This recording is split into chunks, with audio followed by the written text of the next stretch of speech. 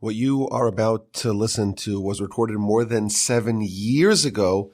It was recorded in October of 2017, and it was the first episode of the Ethics podcast that went through the book of Ethics, the book of chapters of our fathers, ethics of our fathers, the book of Pirkei Avos. With the help of the Almighty, we managed to record episodes on every single Mishnah in this wonderful book. And with the unending help of the Almighty, and thanks to your listenership and support, we managed to finish the book of Ethics just a few months ago. And what I'm proposing now is to study it again, to review, and to perhaps undertake this challenge, this initiative of studying the book of Ethics in its entirety, together with the Ethics podcast from your friends at the Torah Center, to do that in 2025. So I'm going to be re-releasing, with the help of the Almighty, I'm going to be re-releasing each episode over the course of the year. The plan is to do 3 of them a week, every Monday, Wednesday, and Friday. Of course, this is dependent on the week. If there's a holiday or something like that, we'll have to adjust it. But there's about 160 episodes, so we should be able to cover it all in a year. And maybe this will be our New Year's resolution to study the book of Ethics, the book of Pirkei Avos, in a year. Even though it was recorded 7 years ago, I actually listened to the first episode just today, just now, and it sounded pretty good. So I think this is a worthwhile endeavor. Join us in the study of the book of Ethics in 2025. 3 episodes a week. Let us boost and bolster and buttress and strengthen our ethics, our connection with the Torah, with the Almighty, with our people, with ourselves. This is Rabbi Yaakov Wolbe coming to you from the Torah Center in Houston, Texas. My email address is rabbiwolbe@gmail.com. Let's begin the study, the rebooting of the Ethics podcast. Let's begin. Pirkei Avos, the book of Ethics. Let's begin with Mishnah number 1 of chapter number 1. I'll just read it quickly, and then we'll try to understand what the lesson is. Moshe Kibel Torah mi Sinai. Moshe received Torah from Sinai. Umasara li Yoshua, and he transmitted it to Joshua. V'Yoshua lezikanim, and Joshua to the elders. V'zikanim l'neviim, the elders to the prophets. Uneviim esaru l'anjei knesset agdola, and the prophets transmitted it to the men of the great assembly. Haim amru shlosha dvarim, they said 3 things. Havu mesuna badin, be deliberate in judgment. V'he'emidu talmidim harbei, and develop many disciples, many students. V'asu siag la Torah, and make a fence for the Torah. This is the first Mishnah of our book, and I think it's a very powerful introduction to the book as we are about to embark on a journey throughout Pirkei Avos, throughout the chapters of the Fathers. And I think what the Mishnah is coming to do is to answer the most important question that we ought to have. We're being presented here with a book that is almost 2,000 years old.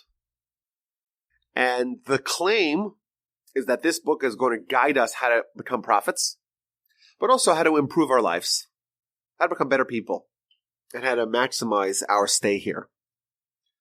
And I would imagine, the question could be asked, if we're going to look for self-help, if we're going to look for character development, maybe we should look to a newer offering, a book that maybe is contemporary, that understands our psyche, our modern man, and maybe can have the collective wisdom of time. It has access to the best studies of human psychology and human character. Maybe that's a better book for us to study. Why are we going to 2,000 years ago to find out how to become a better person? And I think if you look at this Mishnah and you break down the various elements of the Mishnah, it answers that question. So let's look at it piece by piece. The Mishnah really is broken down to 2 separate parts. It begins with Moshe and Sinai and the transmission of the Torah. From one generation to another, from one era, from one epoch to another. And then it settles on the men of the great assembly, And it tells us, what did they teach? What were their three maxims that they would teach? So why does our book begin with a preamble on the transmission of Torah? And this is the question almost all the commentaries ask. If you're going to have the line of transmission of the Torah, maybe you should put it in the first book of the Mishnah. The book of Brachos is the first book of the Mishnah. Welcome to the Mishnah. Welcome to the codified book of the laws of the oral Torah. Where does this come from? It comes from Moshe, from Sinai, to Joshua, to the elders, to the prophets, to the men of the assembly, all the way down to Rabbi Judah the Prince, who wrote it here. That would seem more appropriate. Why does the book of ethics, the book of philosophy, the book of character development, why is that the book that has this introduction? So one of the commentaries, it's an idea that's said by many of the commentaries, but one of the commentaries writes as follows. Perhaps you may think that each one of these sages, they came up with some new insight in human character and behavior on their own. They were innovators who said, well, let me think of 3 ideas to be my principles that are going to guide me in my life. Therefore, to negate and to dispel that notion, the Rabbi Judah the Prince begins this Mishnah. Here is where I'm going to give you the lineage of Torah from Sinai to tell you that just like the laws of tzitzis and sukkah and shofar and Shabbos come from Sinai, so do the laws of Pirkei Avos, of character, also come from Sinai. And therefore, it's appropriate to tell us that these are not just random ideas that great people came up with, which may be right, may be wrong. Rather, these are absolute principles from God, and therefore, I think appropriately, when we look at it and say, okay, well, what should be the principles that guide our life? Well, if we try to develop ones on our own, or if we take some humans' ideas and say, well, these sound okay, they may be right, but they may be wrong. If we go to the book of Avos, we could say that these come from God, and therefore they're absolutely true, and we don't need to rely on chance. I think that's the simplest way to understand it. And of course, well, okay, where do I sign now? If there's a book that tells me what God, who created the world and created us and understands human psychology more than any other entity, if he's telling us what are the principles of character development and what are the steps to achieving human greatness, well, you have my attention now. That's the simplest understanding of the introduction of the Mishnah. Now you'll notice another idea. What do we have here? Moshe has the Torah from Sinai, and he gives it to Joshua. What this is telling us is that Moshe, he has Torah, but he gives it. Joshua has Torah, he receives it, but he transmits it. The elders, they have Torah, but they receive it from Joshua and they transmit it. Torah is not something that we can harbor by ourselves. Torah has to be transmitted. Moreover, if you have a novel insight in Torah, you must write it down or you must tell a friend. Why? Because God is sending you a message. And the message is, here's an idea in Torah, here's an idea in truth that I want to give to you, but you cannot hold it yourself. And I think, this idea of taking Torah and passing it on is very valuable for us as we're about to start this book. We're hopefully going to depart on a path of accomplishing great things. It's important for us to realize we cannot abandon everyone else. We have to take them along with us. Now you'll notice that we're told that Moshe transmitted the Torah to Joshua. Now Moshe, of course, taught the Torah to everyone. Not just to Joshua. But there's a difference between teaching Torah and transmitting Torah. The greatest leader of the generation in Moshe or Joshua or the elders, they have the most important responsibility ever given to man. To take a divine Torah that was given to us, and only us are the ones who can pass it on to the next generation. And that is accomplished where someone has to spend time, significant time studying it under the tutelage of their great predecessors, and thus creating this unbroken chain from Moshe, from God at Sinai, all the way down to present times. This is the greatest responsibility of man. Yes, of course, Moshe taught it to everyone. But what happens if there's one guy in the corner who's dozing off while Moshe's teaching? That does not necessarily imperil humanity. Because as long as there's Joshua, as long as there's the great leaders who are there, who are not going to miss anything, the Torah in its complete form will be passed on to the next generation. And that is the special role of these people in our Mishnah. Now, if you'll notice, there's a little bit of an inconsistency. If you read the words very critically, you'll see that Moshe received Torah and transmitted to Joshua. It doesn't say Moshe received Torah from God at Sinai and Joshua received Torah from Moshe. Alternatively, it doesn't say that God transmitted Torah to Moshe and Moshe transmitted Torah to Joshua. What it said is Moshe received and transmitted to Joshua. So what's this idea behind this inconsistency? So one of the commentaries, and it's, again, this is a theme shared by many of the commentaries, they tell us that there was a difference between Moshe's receiving of Torah and the transmitting of Torah to Joshua. Moshe, after all, was the prophet who had prophecy ba'aspaklaria me'ira. He had unhindered prophecy. There was nothing, it was direct communication from God. That is a different level of communication than anything a human could have with another human. Moshe received Torah from Sinai, he got it all. There was no nuance that wasn't transmitted perfectly. However, what happens then? What's the next step? The next step is Moshe transmitted it. And you have to rely on human capacity to make sure that's done properly. So when Moshe is transmitting Torah, he's doing everything he can to make sure that no mistakes arise. But you are relying on humanity. And you're going from Moshe, who was the greatest prophet, to Joshua, who was also a great prophet, but not quite on that level.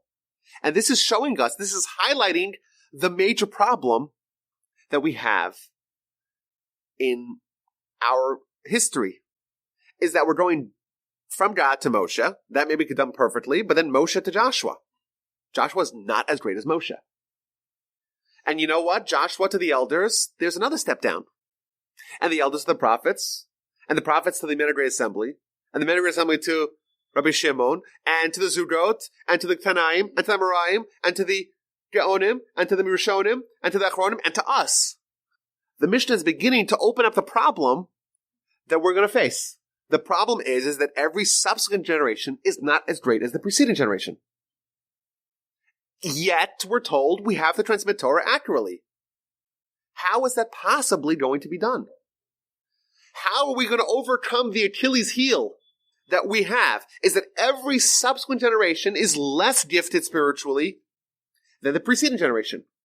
We're going from Moshe to Joshua and down, and it's devolving further, yet we have to maintain Torah in its pristine form. How is that done? How is that accomplished? That's the continuation of the Mishnah. The men of the Great Assembly said three things. And if you'll notice, each one of these three things highlight the fact that every subsequent generation is weaker spiritually than the preceding one. And therefore, the likelihood of mistakes and errors is very present. And therefore, if you're aware that the fact that you may make a mistake, you have to make sure that you create the system and the systems to make sure that mistakes don't happen. If you're aware of the problem, you recognize the obstacle, you have a chance to make sure that you don't make a blunder. So we're told the first part of the Mishnah is, every subsequent generation is devolving, yet we have to transmit Torah. How is that done? Come along to the men of the Great Assembly, and they tell us exactly how that is done. Who were these people? The men of the Great Assembly were a collection of 120 scholars, formed by Ezra in the 4th century before the Common Era. at a time of great peril for the Jewish nation. The first temple was destroyed by the Babylonians. The Jews are sent in chains to Babylon. Once they get to Babylon, they establish life there. Israel is a barren wasteland. And after 70 years, they have to face Haman and his genocidal ambitions. And Ezra, he gathers a group of 40,000 of his co-religionists, and they start heading back to Israel. And they're at the tail end of prophecy. The last prophets, Haggai, Zechariah, Malachi, these are the members of the men of the Great Assembly. And they realize that the Jewish nation is going to change in ways hitherto unseen. First of all, you're going to have a split nation. Half the nation, really the majority of the nation, is going to be Babylon. Some Jews are going to be in Israel. The basic institutions of normative Jewish life are either going to disappear or are going to be mere shells of their former glory for the rest of history. The Second Temple, there are no longer going to be any legitimate Jewish kings. The office of the high priest is going to become corrupted. The temple itself is no longer going to be the epicenter of Jewish life. It's going to be lacking in even the most important vessels, like the Ark of the Covenant is not present in the Second Temple era. And additionally, the bulwark to ensure that things don't go awry, prophecy, is waning. And the prophets themselves are realizing they're the last ones. And to fend off these problems, Ezra convened the men of the Great Assembly, and they convened to ensure the survival of the Jewish nation, and they had remarkable foresight to set up the people in a way that they could thrive under these challenging circumstances. Again, the theme of the Mishnah. The people are devolving generation after generation. We're going further away from Sinai, further away from Moshe, and our spiritual acuity is diminishing, and we have to work around that. So what do? They start with canonizing scripture. They seal the Tanakh. They institute formalized prayer. They're coordinating the Jewish calendar. They establish educational systems in the land of Israel. And they assure that the transmission of the Torah and the continuity of the Jewish people are going to continue despite these challenges. And therefore, it's the most appropriate for these people to teach us how this is done. And they tell us 3 lessons. First of all, be deliberate in judgment. It's interesting. The very first lesson of Pirkei Avos is one that applies ostensibly to a judge. I don't see any judges in the room. I'm certainly not a judge. Why would the first lesson of Pirkei Avos be seemingly addressed to the judicial aspect contingency of our people? But I think if you think about it, what does a judge do? A judge has to make a judgment call. He has to make a decision. The most basic human quality is the fact that we can make choices. We have free will. And we have to judge the options. We have to weigh the pros and cons of each choice.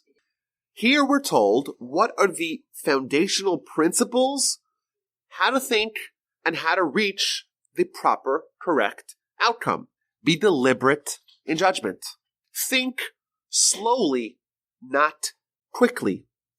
When you think about something and you weigh the options, if you do it quickly, it's very likely you'll miss very important nuances that will help you and that will guide you to reach the proper conclusion.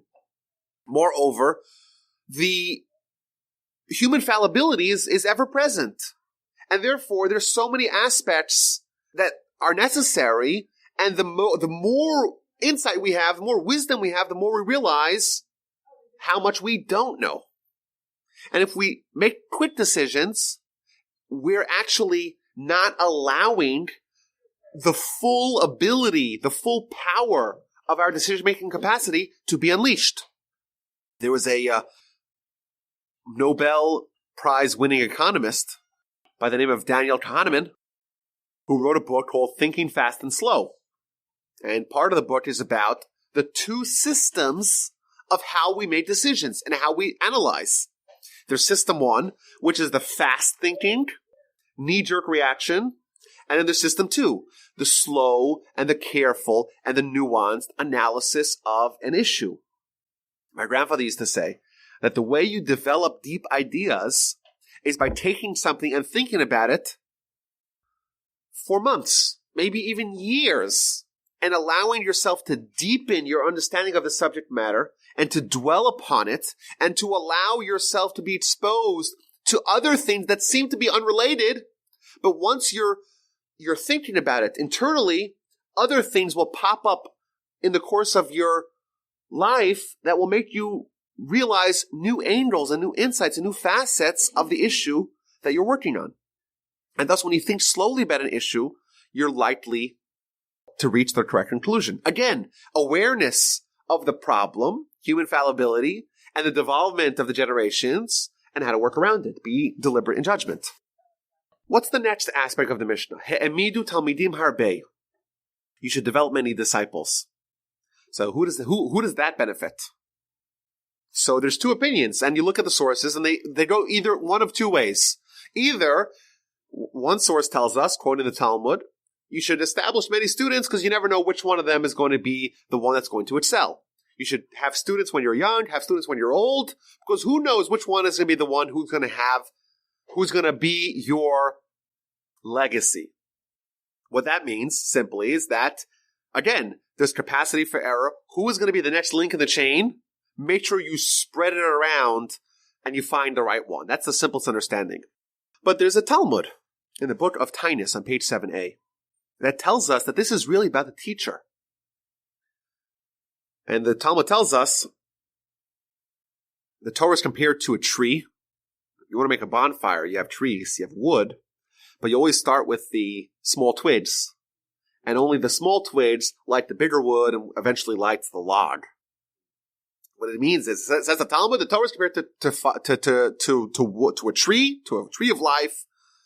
And just like a tree, if you want to inspire it, when you want to enliven it, you have to have the smaller twigs there. So too, a great Torah scholar, he is not fully unleashed unless there's smaller scholars all around him. And then it quotes the great Rabbi Hanina, who said, Harbe lamati merabos, I learned a lot from my teachers, umechaveira yoter, and from my colleagues, from my peers, even more, umitalmidai, yoter mikulam, and from my students, I learned even more than my peers. What this means is, if you want to teach, you have to have a much firmer grasp of the subject material than if you want to study. And perhaps what it's telling us, make a lot of students. What that means is that it will improve your odds of not making an error. Because the more opinions that you're exposed to, the multiplicity of students ensures that the blunder that's just awaiting to happen perhaps can be avoided. And finally, asu siyag la Torah. Make a fence around the Torah. There's many examples of a rabbinic fence. The most famous one, perhaps, is the idea of muksa. Muksa means anything that cannot be used for a permitted usage on Shabbos is not allowed to be moved on Shabbos. So, for example, you have a pen. There's nothing wrong with a pen in an idealized world unless you use it to write. Right? One of the 39 prohibitions on Shabbos is to write 2 letters. The device used to write is a pen. So can you handle a pen? Can you spin a pen? Can you play with a pen? So, from a Torah-itic perspective, sure, no problem. Come along the rabbis and they make a fence around the Torah. They say not only should you avoid writing, but avoid handling the pen. Because if you handle the pen, you may come to write. Which again seems to go very much in line with this theme of the Mishnah. You may make a mistake and make an ordinance, make a system to avoid making mistakes. Now, of course, there's a caveat with that, and we saw this when we learned the Parsha. We have to make sure that we don't add on to the Torah itself. We don't say that handling a pen on Shabbos is prohibited by Torah. We have to recognize it's rabbinic. However, the rabbis are told in the Torah itself, asu mishmeret lemishmarti, make a guard for my guard. The Almighty is telling us, he's instructing the Sanhedrin, if you feel that there's a need to make a fence around the Torah, do so. I always give the example. If you see a small child with a paperclip and he's trying to puncture the outlet, and he has no awareness of the danger, well, what do? You get one of those little plastic things, little plastic inserts, and you push it in to just make a fence around the danger. Right? If transgressing the mitzvah is a danger, stop them one step beforehand so that it doesn't happen. Now, again, we see the same continuum. You may make a mistake, but you could avoid it. And I think if you look at the Mishnah now holistically, let's zoom out. We start off with the Mishnah, two parts that seem to be unrelated. On one hand, you have a line of transmission. On the other hand, you have the lessons of the men of the Great Assembly of how to judge. But I think, like we said, there's one continuous idea that's present.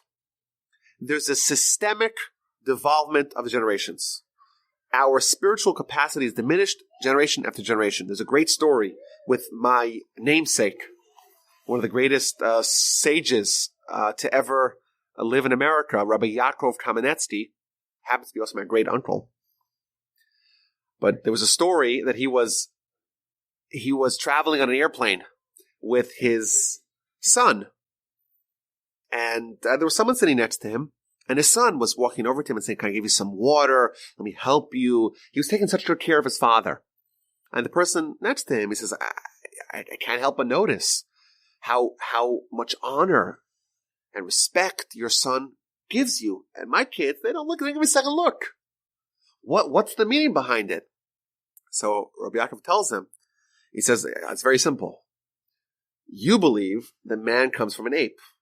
So every generation back is closer to the ape. And therefore, the subsequent generation is more human. So why should the kid give you more respect? We believe that every generation previous is closer to Sinai. It's of greater spiritual capacity. And therefore, the son must accord honor to the father. Okay, so what's the bottom line of the Mishnah? Humanity is spiritually devolving as we're materially progressing. And we see this at the beginning of the Mishnah, Moshe to Joshua, there's a downgrade. And we're told that despite these challenges, the transmission of the Torah from one generation to another was pulled off. Despite the fallibility of man, the most important task ever assigned to mankind was pulled off. How did they do that? How did they navigate and perhaps neutralize their propensity for errors? We're told three answers. Number one, they acknowledged that they needed to be continuously rigorous in their thinking and analyzing and probing into every issue, and therefore they were deliberate in judgment, and they recognized that they had to do that or else they would make a mistake. Number two, they had to assemble as many opinions to ensure that no stone is left unturned. It could be analyzed from every vantage point, many students, and despite their due diligence, they made ordinances to protect and prevent from catastrophes. I think this model is a very powerful model that could be applied to really any endeavor. I think we think about financially, right? You want to build a financial model, realize that you can make a mistake. Right? Think about it, your move, and analyze and explain it, and explain why it may not work, right? Think about it on a very deep level. Find sounding boards to bounce your ideas off of, because you might miss something, someone else might be able to guide you towards that. And even so, make sure you have your options to get out and to avoid catastrophe. Everything that you do notwithstanding, you'll still make a mistake. And you realize that. And these three systems will ensure that despite the development of mankind, we could still progress when we are aware that we take steps to prevent it. So I think one of the takeaways of the Mishnah, first of all, it's humility. It's very humbling to say that I don't know if I'm doing everything correctly, and I'm doing there because I'm aware of my propensity for making a blunder, I'm going to take steps to avoid that. But additionally, what's this whole book about? It's about the imperative of self-perfection. If we realize that we're in a long-term decline spiritually, that makes us, and that's why it's the first Mishnah. The first Mishnah tells us, you need this book. If you don't have this book, who knows what can happen to you? There's inevitable decline. Additionally, the question we started off with originally. Who are these elders? What do they know? Well, if we're talking about perfecting our soul, these people are the best ones to dispense this wisdom. Right? It's called the Book of Our Fathers. It's looking backwards.